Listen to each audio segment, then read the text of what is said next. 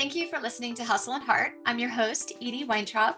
Today we have the pleasure of speaking with Wayne Swanson, co-founder of Swanson Family Farm, a 32-acre farm in Hampton, Georgia, run by Wayne and his family.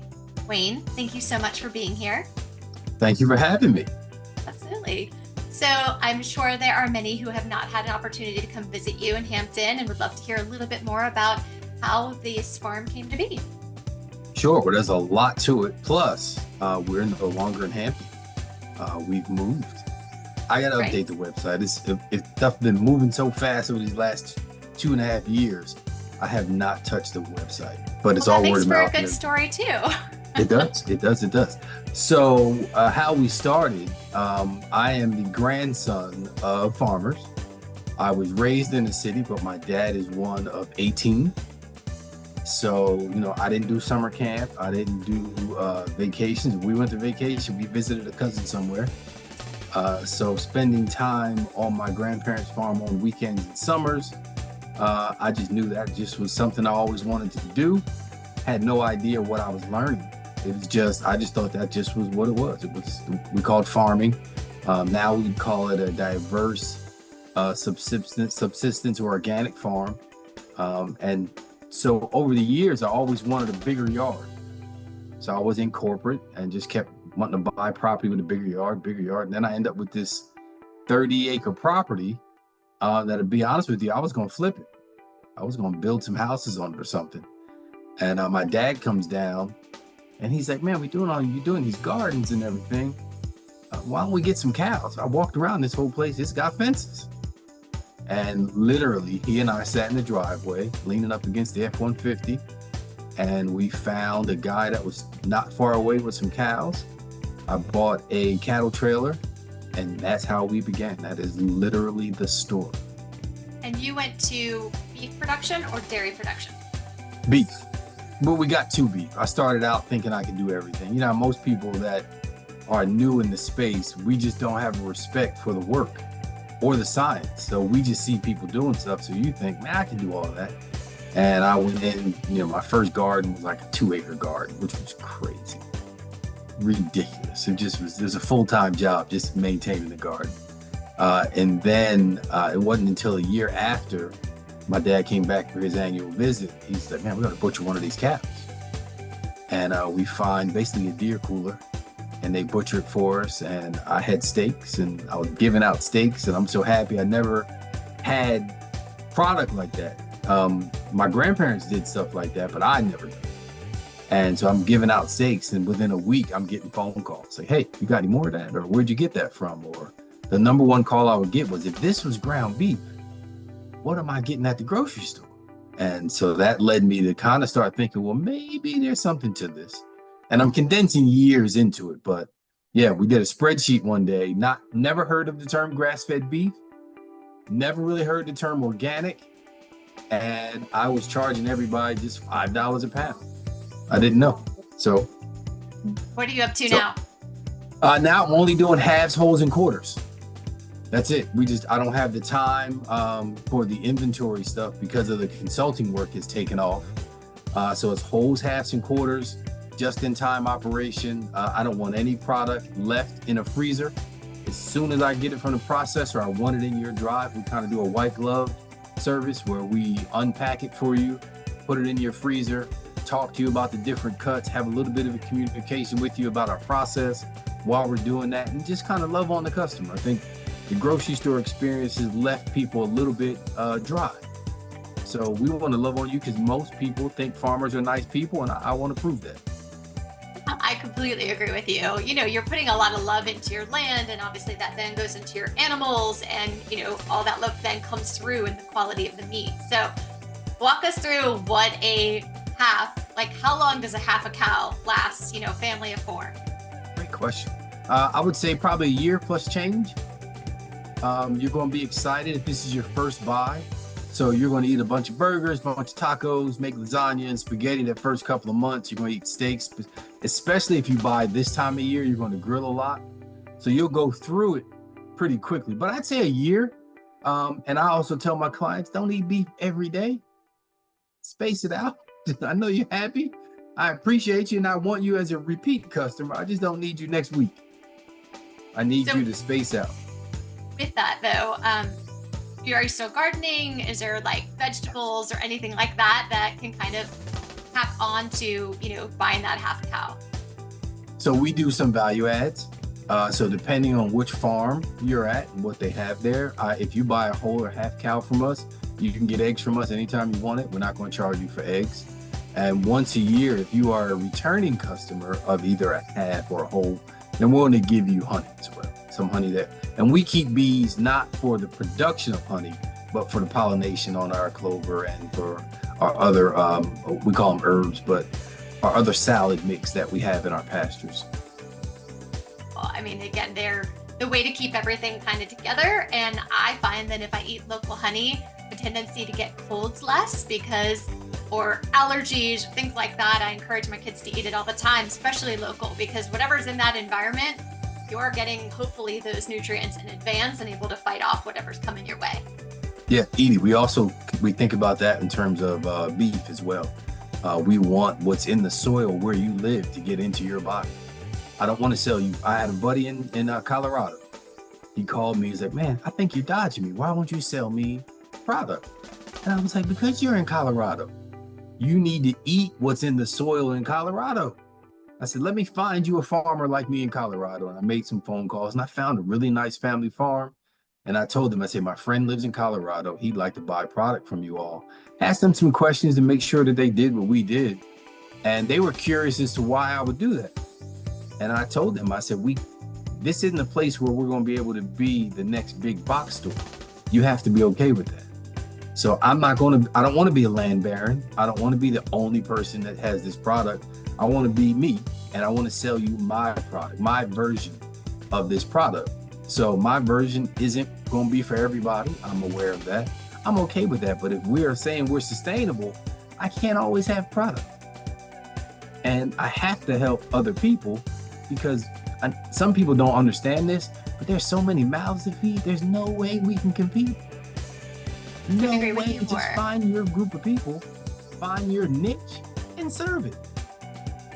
So I watched Netflix the kind of funny story about managing your gut and microbiomes and again how much you should eat meat, but they're heavy proponents of eating a lot of fruits and vegetables and having a healthy gut and how much that truly is our core and takes good care of us. So it's very similar to what you're describing, is eating locally allows you to survive healthy in that environment. So I'm a huge fan of you recommending your Colorado friend go and get some stuff locally, but I'm sure if he comes to visit, you will make sure he's well fed.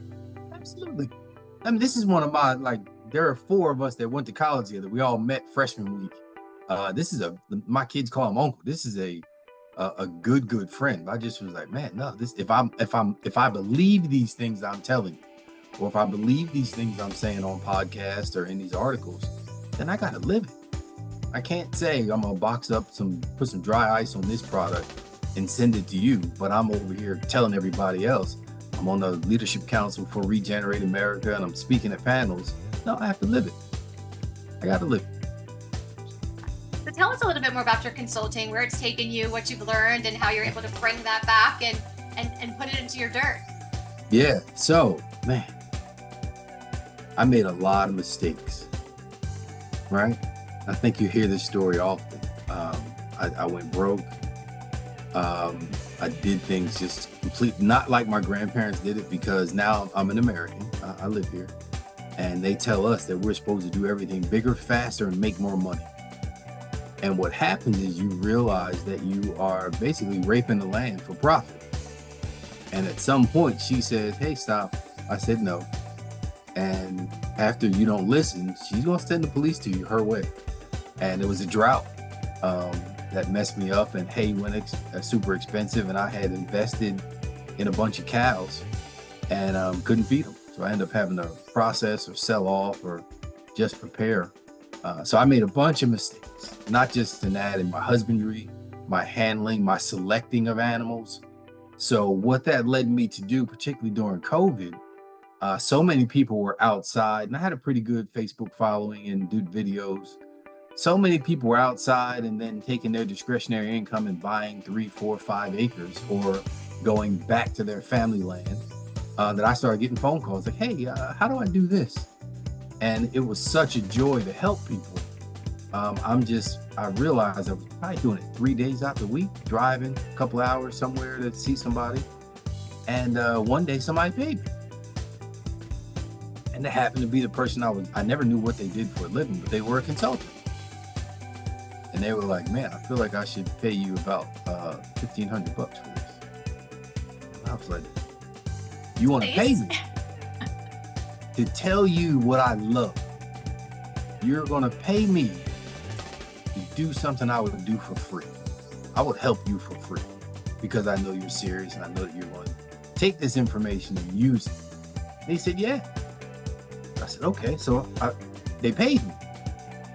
And then I sold some cows that same week to a person in North Carolina.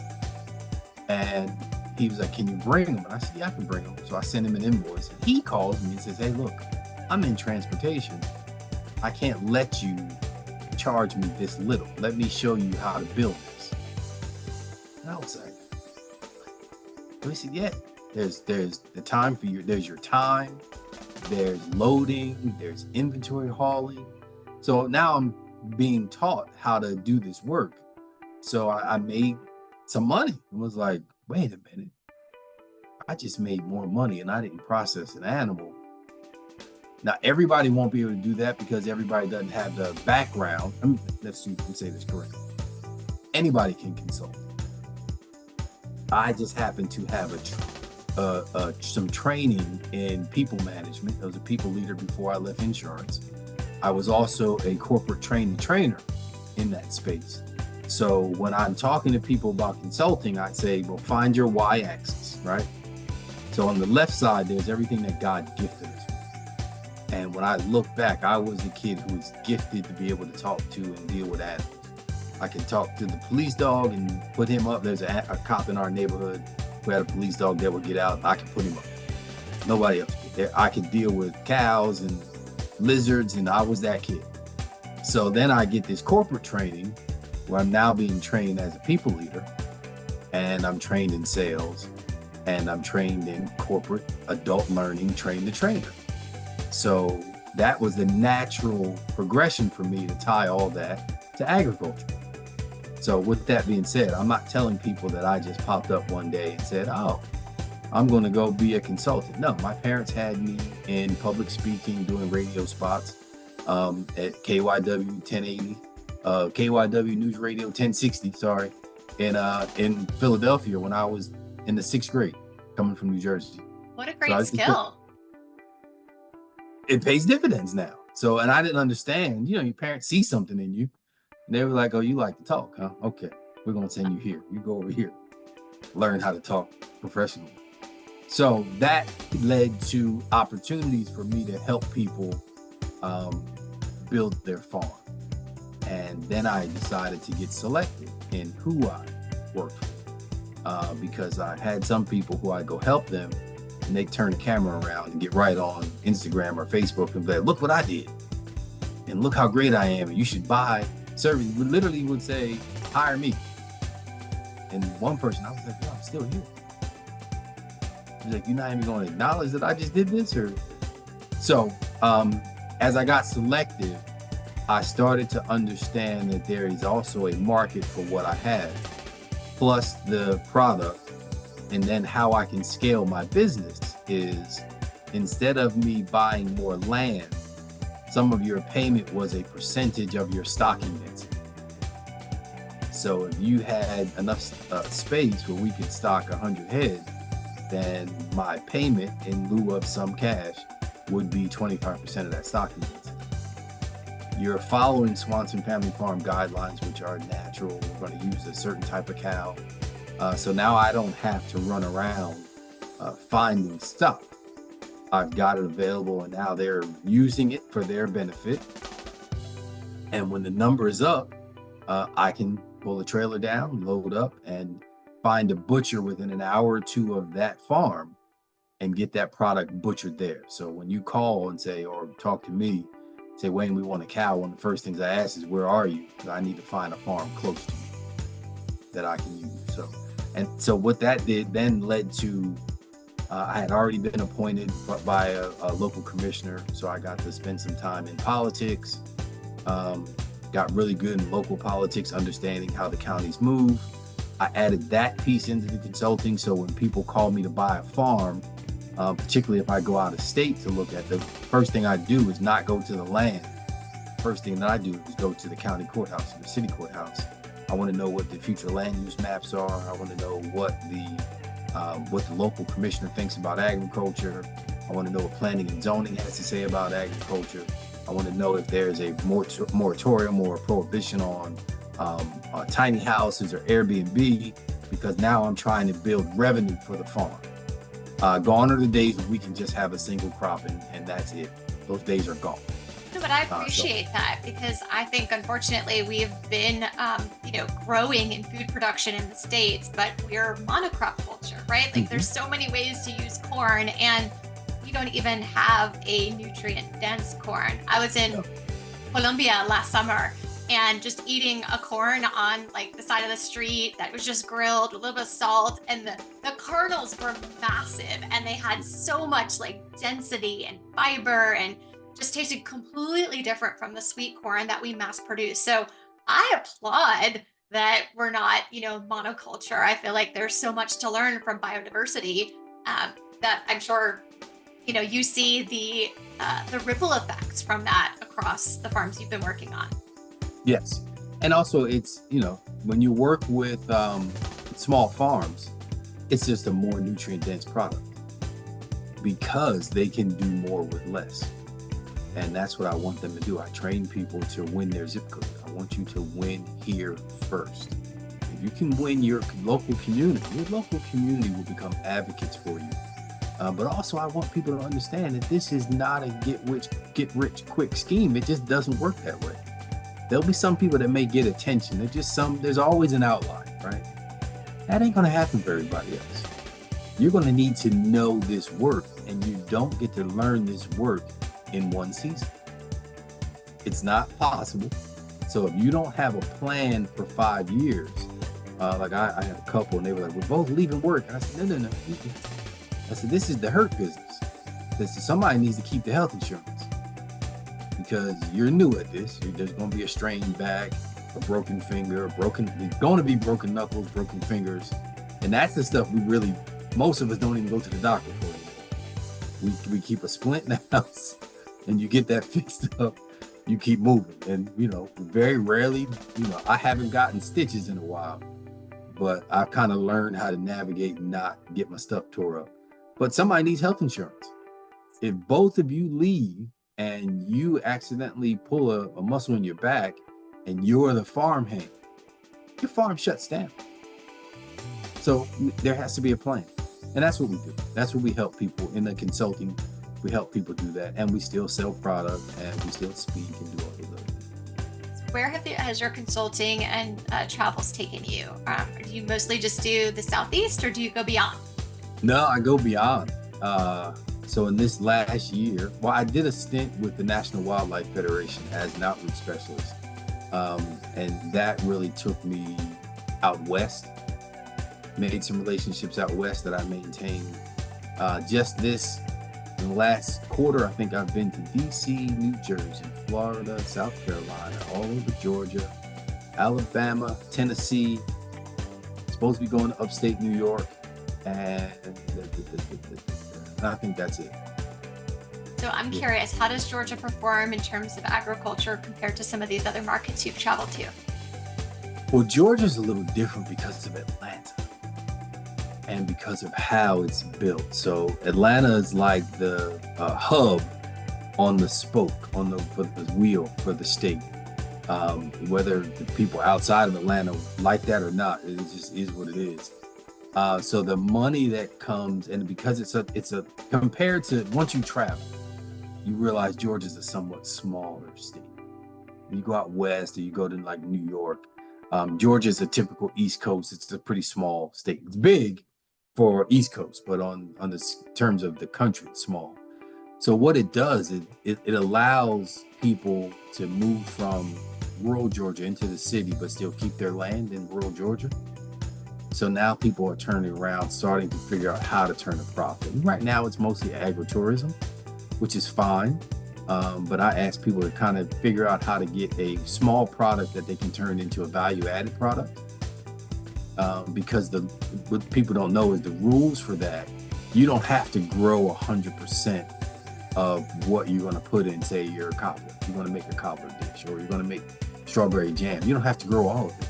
You just have to make sure that the person who's growing it follows your growing strategy, and then you can make a value-added product. So, yeah, Georgia, and then with it being Atlanta being, what we historically refer to as an African-American led city, we can get into the history, and an entrepreneur city. We can get into what Maynard Jackson did with the Atlanta airport in the 70s, early 80s, to help this become what it is. But it's become a hub for smart ideas, smart people. Much like if you go to the Research Triangle in North Carolina, what's going on around Phoenix, what's going on near Portland, Oregon, what happened in San Francisco. Very similar, just every group has an area. Same thing is going on in Miami with Latino, Hispanic people. Has a hub, and then it fans out, and then it kind of mixes in the suburbs. So we were both talking about how you're from Philly. I grew up in New Jersey. Jersey. I'm from Jersey. Yes. Oh, okay, cool. Yes. What part? From South Jersey. Good. And I'm from North Jersey. It's so funny. I think people outside the state or outside the tri-state area don't understand that there's a huge, kind of imaginary line between them. Because when I say I'm going to the city, I'm going to New York. When you say you're going to the city, where are you going? Philly. There you go. Yeah, I'm going to Philly. Yeah, we were having this discussion, like, when did Central Jersey become a thing? I don't know. When did Central Jersey become a thing? That's my point. So somebody's like, yeah, I'm from Central Jersey. I was like, no, you're not. There's no such place. There's a line. You're either from North Jersey or South Jersey. Pick one. Absolutely. So you've been in Georgia now for how long? Since 1991. Families. Yeah. I went to college in 1991. Morris Brown College in downtown Atlanta. Never left. But my heart's still in New Jersey. I won't move back, but my heart is still in New Jersey. I have a family farm there. We're doing, getting ready to do a bed and breakfast there. My grandparents' farm is still there. And matter of fact, I just sent a tractor and a bush hog to my pop. And he's a retired electrician. I grew up as an electrician's kid, so he can't sit still. So I was like, man, let me get you a little something. So I got him a little 40 horsepower tractor with a cutter on it. So he's out there cutting and maintaining. It's fun, but also a great skill to have. I mean, inevitably something is going to go wrong with electricity. So it's nice to have a professional who knows what he's doing. Yeah, no, so, that generation of folks from New Jersey, that blue collar group, they can do everything. I mean, I don't know that whole group of guys. My dad is 78. He doesn't look 78, doesn't move like he's 78, but he can outwork us. I feel you on that. My dad's in his 70s as well. He's in North Georgia, and he always buys at least 5+ acres because he can't help himself. He's always like cutting up a tree or like riding the 4-wheeler or like you said, he doesn't sit still very long. No. And that's what made me buy. He cut. So he has 5 acres in the same area that he grew up in. Raised us in the city. Well, it's not really. It's the city for Georgia. It's the suburbs for New Jersey. A little town called Woodbury. If you're familiar with the city called Cherry Hill, it's kind of like Cherry Hill. I know it very well. So I go home one time, a couple of months ago, and he said, man, let's cut the tree. I said, all right, so we cut the tree. You realize I'm 51. And I was like, I just noticed that he slowed down just enough that I noticed. And I was like, hey, man, how about I got this tractor sitting in my driveway that I'm not really using because most of my clients all have tractors now. I said, I'll send it up and use that around the yard. And, they don't ever want anything. That generation never wants to get it, right? So they're just like, he's like, no, getting all curmudgeon-y about it. So that means I know his heart was touched because he didn't want to show that he was excited or happy. So he's like, man, I don't need no tractor. I'm bored. I said, okay, that tells me you need it. So send it up to him. And my mom was like, he drove to my grandmother's house is 2 miles or so away. And he said, he told her that night, he said, it's got a square, a triangle thing on the back. I can drive it. And I was like, he's got what? And I thought about it. I was like, oh Lord, I should have took that off. He drives it down the street now. He's that guy. He's that guy. I love that. Yeah, he's a great dad. I want to hear a little bit more about agritourism. So you were talking about Sure. bed and breakfast, you were talking about tiny houses. Expand on that so that we can understand how, agricultural farming has multiple streams of income Yes. beyond obviously just the product and the Okay. animal husbandry. So one of the things I found, and I don't know if you guys know all the stuff that I've been involved in, but so my love has been African American farms and the African American farm legacy because of my grandparents and because they came up from the South through the Great Migration, and I kind of was raised in a Southern enclave in New Jersey. Like everybody was from the South, all the grandparents were from the South. So I started a 501c3. It's called the Georgia Black Owned Farm Tour. And what we did was we would tour farms historically owned by African Americans, but it grew. We tour anybody's farm now. And we got the Department of Agriculture to help fund us on the tourism side. And we would take people on buses to these different farms. And there were some levers that I wanted you to have in place. I wanted you to have products for sale, direct to consumer. I don't care how small. I'm bringing people there to buy. But also I wanted you to have something like a value add product or some form of tourism that we could do when we got there. I don't care if it's just walking around with you telling the story of the farm, just something that people could get a sense of who you are and what you're doing. Because most people, and it's still going to be the same, it's not going to change, won't have an opportunity to get on a farm and spend that kind of time where it's not they're rushed in to pick something or they're just getting into the driveway so they can look over a fence to see something. We now have an opportunity to educate people and help people get into this space. So that's one. Two, it becomes the revenue stream. So a lot of what we do are interesting to people. So one of the things I found interesting is that people were wanted to learn more about why I didn't have a lot of flies on my farm. I didn't think anything big of it. I just, I moved my cows and my chickens came in and scratched through the patties and ate the maggots and bugs in there. That became a thing. People wanted to come visit my farm to see that process. And then people started coming to visit my farm to smell the barn. Now, you hear what I'm saying? They could not understand why my barn didn't stink. It didn't smell like a petting zoo. And I was like, well, we use a deep bed method. So now I'm explaining this. So that took on a whole life of itself, just explaining to people how we do this deep bed. Now every second year, we're going and rip it all out and then use that to plant in our garden. And that became a process. So then I said, okay, well, I can charge for this. And I had to get comfortable, and I need people that are in this space to get comfortable charging for your time. And it took me some years to settle in and say, all right, I'm not going to charge a full day, but I need to charge a half a day on my sheet so that I can say I've accounted for Farmer Wayne's time. And then I broke that down into the groups. Like, all right, if you got 25 people coming, I know I'm charging me $75 an hour. And I'm going to break that down by the number of people that are coming. And that's how I charge you for a tour. But also I fed you and did other things. So, And that's the best part of it is getting fed on the farm with all the, amazing food that comes from it. So that's a bonus. And then that turned into pop-ups. So that's more of the tourism. So now we're doing pop-up dinners. We named that The Farmer and the Chef. You can find all those old pictures and stuff online. And we did that for a couple of years. And then The Farmer and the Chef turned into an actual restaurant. And we were in a country club, so it was more of a higher end thing. And right before COVID, we got out of it. It was great. My chef partner wasn't really an executive chef like he said he was, so I ended up running it. I didn't have the time, and then I sound all nice and proper and good, but you ever move cows with somebody, we cuss. So I can see that.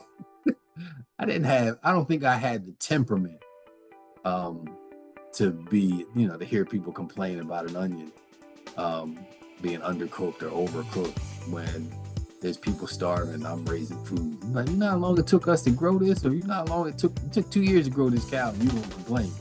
So I was like, yeah, maybe I don't need to be in this business. But with that, I try to make sure that all the farms that I work with have different revenue streams. And one of the revenue streams is speaking. Because you can go places and speak about your experience to like soil and water conservation districts annual meetings, to the USDA's meetings, to garden clubs, to just your friends group, or at your family reunion practice. But those are things that as you develop and you can put a product consistently, this is the other thing, you can consistently put a product on the shelf. You can charge to speak. And mainly I found that because I was invited to speak somewhere and they paid me a $500 honorarium. And the person who was speaking didn't get as much attention as I did, and all the questions came to me afterwards. And she said, man, they should have paid you this $15,000. I was like, you got what? Yes, please. You were paid how much money? And you don't farm, and you don't do any of this stuff. And you were talking about how to reach farmers and how to do all this stuff. And I was like, okay, yeah, I was trained to do this. So let me figure out how to get involved in this space. And I did. Now, I've never made that at a speaking gig, but this is a person that goes around speaking. But you know, we can pay some bills with what we do speaking. So yes, I want farmers to have all those aspects because I want them to be able to speak for themselves at some of these NGO opportunities where non-government operate organizations, they get grants. And what was happening was they would say, hey, we need women farmers. So I'd find them some women farmers and they go for a grant that would get $40,000 for women farmers. And then they would say, well, okay, fine, thank you, we got the money. We'll give the women farmers each $1,500. I was like, well, how many farmers did you pick? Well, we got 6. Wait a minute. Let me make sure I understand this correctly. You asked me to help you find women farmers because you wanted to write them into a grant. You picked 6, 3 of which I sent you. And you're telling me you're only going to give them $1,500. Okay. Now all of my farms set up 501c3s because now we now have the transferable skill sets that we can speak, talk, and act just like the folks on the NGO side, and we can go after those dollars directly for farmers. And one of the things that I make everybody do is to put a cap on how much money you can keep. So if you're going to run this thing as the executive director, that's one thing, but it's capped at this. The rest of that money has to make it to the grant, has to get to the people that are doing the actual work. You can manage it. You can't manage it to the tune of $250,000 a year. No, 50 is a cap. Excessive. Yes, it's excessive. And if you can't put 4 or 5 of these grants together and make $20,000, $30,000, $40,000 on each one, you probably shouldn't be in this space. Go work for somebody. But if you need more than that to live, we're not talking about anything else. We're talking about living. That's just one revenue stream. So you should still have your farm. You should still have your sales. You should still have your speaking. You should still have your value add. That's your agritourism. That's just another stream we're adding into the mix. That's all. So if someone is looking to follow in your footsteps, what advice do you have for them? Become the expert. Become the expert. That's what people are paying you for. That's what they want to know. And it's not you can be a flash in a pan and you're going to disappear because there's no pivot for you. If being popular is your kick, at some point the newer, shinier model is coming along. And it may be 5 years, it may be 5 days, but it's coming. And if you aren't an expert at your craft, you can't pivot. Every field has fields that supply it, fields that it supplies, and once you become an expert, every one of those tentacles is available to you. So become an expert in the space that you want to do, either consulting or farming or helping others, but just become an expert. The best investment is to invest in yourself. So Absolutely. Great place to start. And Absolutely. Of course, go work on a farm and understand how truly challenging it is and the work that's involved and all the other options for you in terms of the different revenue streams.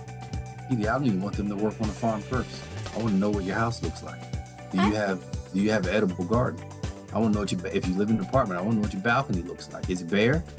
Or do you have some pole beans growing on the terrace? What are you doing at your space? Because I don't need you to help me.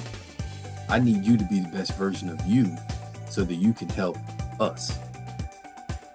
So I'm gonna have you over and come see my greenhouse. I've got tomatoes, lemons, avocado, mango, all in our greenhouse. And we're in the heart of Buckhead, so. Oh, you're close. Yes. Oh, yeah. I want some mango. I'm coming over. So I have. Not quite ready, but I will certainly let you know. I can wait.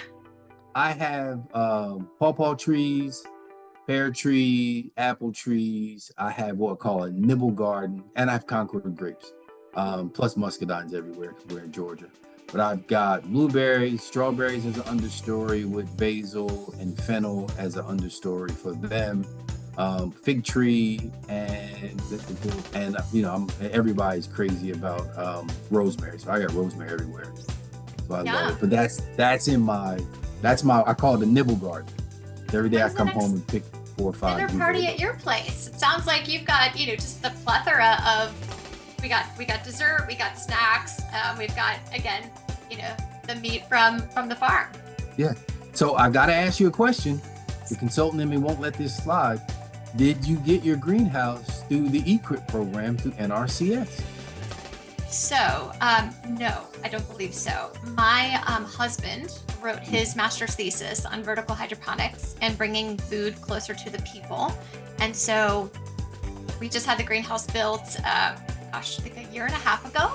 And so again, yes, no, I want you to tell me all about it. I feel like everybody needs to know because again, I am heartbroken when I go to the store and I pick up some strawberries and you cut it open and it's white inside. There is no density. There's no nutrient. It tastes like there's a big hole in the middle of it. Yes. No, my strawberries aren't like that. So I have to fight my dogs for my strawberries. I was fussing at my son this morning because I saw 3 really big ones. I was like, ooh, I'm gonna eat them tomorrow. And I came out this morning. I was like, hey, did you eat those strawberries? He was like, no, I didn't know. I said, you let the dogs eat my strawberries. I said, I asked you not to let them. So, yeah, it was a whole thing this morning at our house. So, your dogs must have been really happy. They are happy. They keep nibbling all the blueberries and the strawberries. Yeah. And my dogs love watermelon. So they'll when I cut up watermelon, they get the rinds and they love it. So, have you named your farm? I hesitate to even call it a farm. I just say it's a greenhouse. But I'm open to hearing your feedback on that. This is the thing that I do, and this is what I help people with. If you are growing food, I don't care if it's in a pot or if it's on 10 acres, it is a farm. I need you to name it. Okay? Name the farm. Okay. And then after you name the farm, if you so choose, Farmer Wayne would ask you to go ahead and set up a separate LLC for your farm. Okay. Right? That's the next step. Then we're going to call Farm Services Agency, also known as FSA. I want you to call FSA and I want you to set up a farming tract number. Now we can do farm tract numbers online because the head of FSA in Georgia and Arthur Tripp has been so great that we can set a lot of this stuff up online. And there's an office not 5 miles from you downtown. So once we do that, we're going to get a farming tract number. Then we're going to go to the NRCS, Natural Resources Conservation Services. And we're going to take our farming tract number and say, hey, NRCS, what practices, this is the term we have to use, what practices are there available for me to improve the soil health on my farm in line with what I'm already doing? So for everyone listening, you cannot call the NRCS with your hopes and dreams. You have to call the NRCS with your proven track record of work. Show them what you are doing so they can help you improve your practices. And in those practices, there's a thing called EQIP. I can't tell you that acronym, I don't ever remember. So what EQIP does is it pays for things like on a cost share. And these are what we call competitive grants. Not all of us can get them, but if you're big parenthetical pause. This is a woman-led farm. And ask me why it needs to be a woman-led. Oh, I feel like I can tell you, but do tell us why it Please should be a don't. woman-led farm. It needs to be a woman-led farm because these are grants through the NRCS, and they are competitive grants. And so there's a tiering or a scoring system. So if you are what will be described as historically underserved, women, minorities, military, handicapped, disabled, you rate higher. So the last 3 that I've done, one in Tennessee, one in Douglasville, and the one in New Jersey, to our family farm, we're going to make it because we have veterans, we're African American, and women. My cousin has an apiary on that farm. It's going to be woman-led, woman veteran-led, so that we can score high. And those of you who may be thinking like, oh man, it's welfare. It's not. It's tax dollars, but the government has put that aside because of the Dust Bowl. The NRCS came out of the Dust Bowl, and they want us to practice good soil health practices. We want to make sure that we can get those inches of topsoil that we lost back. And these are the practices that we're going to do. We're going to help you and her family get started, because this is what we do. And I get excited talking about this piece of it, particularly here in my backyard. And then there are things like, making sure that you have the layout of the land is correct, and we're putting things in the right space. Like sometimes we'll just put something in the backyard because we think it's just a backyard, but no, some things need to be south facing.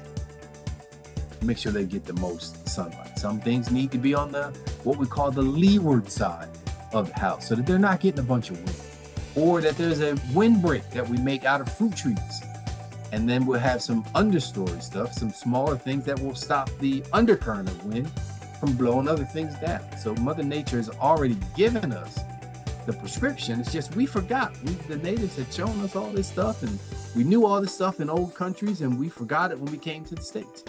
And I love helping people remember it. And I love the stuff that just pops in my mind that I hear my grandmother say. And I was like, oh, that's what she meant. And now I kind of understand it. So I just took over your show. I'm sorry. I got excited about that. I love it. It's a beautiful story. And I appreciate you sharing this information, because I feel like, again, we are too far removed from our food. And, the more we appreciate, the people that are growing it and raising it, the more that I see it's worth the dollars that are, currently on the menus to charge for it. Because, what's that? McDonald's and their nuggets, it's not real food. And so I believe in paying for good quality food and the people who take care of it. And I tell everybody, being in restaurant real estate, I serve those who serve others, because you can see the trickle down effect and the love that comes across those dishes and the people who are serving it, because it's so worth the dollars you're spending, because there's so much love in it. Yes. I believe that wholeheartedly. And I love to get people started, because and so when I'm in my corporate life, I used to say I'm interviewing to hire my next boss. I'm not interviewing to fill a slot. I'm interviewing to find someone so special that one day they're going to become so big, and that I can be like, ooh, I hired them. I saw the potential. I'm excited. When is your book coming out? Because you have so many, nuggets of wisdom in just a short period of time that we've covered. So are you working on it? Do you have someone documenting it for you? So we're starting. I get excited when I'm doing this, but most of the time I'm trying to be behind the scenes. And my first, and I don't know if you guys have ever heard this, we'll give him a shout out. My first mentee, his name is Patrick Muhammad. He is the head of schools for the Chattahoochee Hills Charter School. It's a K-8 school that is centered on arts, technology, and agriculture. And he also has a publishing business. And he's been saying, hey man, we gotta do a book, man. When are we doing a book? Or we need to do a podcast, follow Wayne on the farm, just walking around, helping folks out with their farm stuff. So we just talked about that yesterday. And I think I'm at a place where it doesn't feel like, I just never wanted it to feel like I was bragging because of the gifts that I have. I honed them and I practiced, but once you go broke and it's your fault you went broke, it's a certain level of humble that comes with that. And if you don't get humbled, you didn't learn your lesson. So I don't want to be in a place where I'm like, oh yeah, I'm doing great at things. but I've gotten comfortable enough to say, you know what, it's okay, I earned this. And I think that I can help some people with the story. It's beautiful. I think that, we all need to be sharing our stories more so that way, hopefully, we can learn from the mistakes and the lessons of others and then catapult up to that next level and then continue Yes. that, paying it back.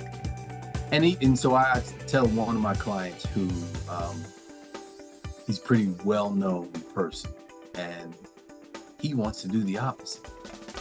So he doesn't want to be seen as a major sports figure. He really wants to be a farmer. And I was like, it's okay. I said, you can just let's be experts at what we do. And you being an expert has put you in position to do what we're going to do next. But it's going to take some time, just like it took some time for you to get where you are now. And we can't buy our way into this. We have to build our way into this. We can buy the equipment, we can buy the right livestock, but you can't buy the husbandry skills, and you can't buy the know-how on when to use that equipment effectively. So yeah, I'm okay with people who just want to grow and not, be a mogul, or just grow to feed their family, or just grow because they just like it. I'm okay with that as well. Or just have really good strawberries that are not white inside. Have really good strawberries. So, Wayne, where can our listeners get more information about you and your work? Sure. So I sit on the Farmer Leadership Council for Regenerate America. I'm on the board for Chattahoochee Hills Charter School. What else do I do? You can follow me online. If you want to follow real time, really follow us on Facebook and Instagram, because every week we're building something. And it usually has livestock involved, manure involved. Right now we're working on a silvopasture. We've kind of stressed our cows and sheep to make them eat stuff. And I think and follow me on LinkedIn. I usually do more of the business stuff on LinkedIn. So what we're talking about now is how to graze with your eyes, not with your ears, because your cows and sheep are going to lie to you. They're going to tell you, we're hungry, we're making noise, we want to move. And they have a job to do, and they want the easy stuff that's in the pasture, and they're here to do a job. And so follow me on social media. You can follow our website. I am going to update the website because I don't have any of this consulting stuff on the website. I'm not lying to you. Word of mouth, I have been rolling for the last 2 years straight. I had to this year decide I was going to take some days off just to make sure I rest. I get to a point that I'll go, and then I'll pass out for 12 hours and just be sleeping, and then can't really. So I was like, I'm not doing that anymore. Let me build this rest in smartly so that I can be sharp. And some of that is because I love the work. But follow there. Then you can reach out. You can send messages. You can send me a email. You can email me through the website. It'll get to me. I'm pretty responsive. I'm not going to respond during the day, but the only thing sometimes in some of the farms I'm at that comes up is Facebook Messenger. So if you really want me, send me a Facebook message. But I'm pretty active and I'm pretty available. Thank you so much for sharing. Well, big thank you to our guest today, Wayne Swanson, for sharing such valuable insights about his love for Mother Earth and the animals he cares for. To our listeners, thank you for tuning in. Until next time, keep savoring the flavors of success and stay hungry for more stories from the leaders and innovators in the culinary and agricultural worlds. My name is Wayne Swanson, and you're listening to Hustle and Heart.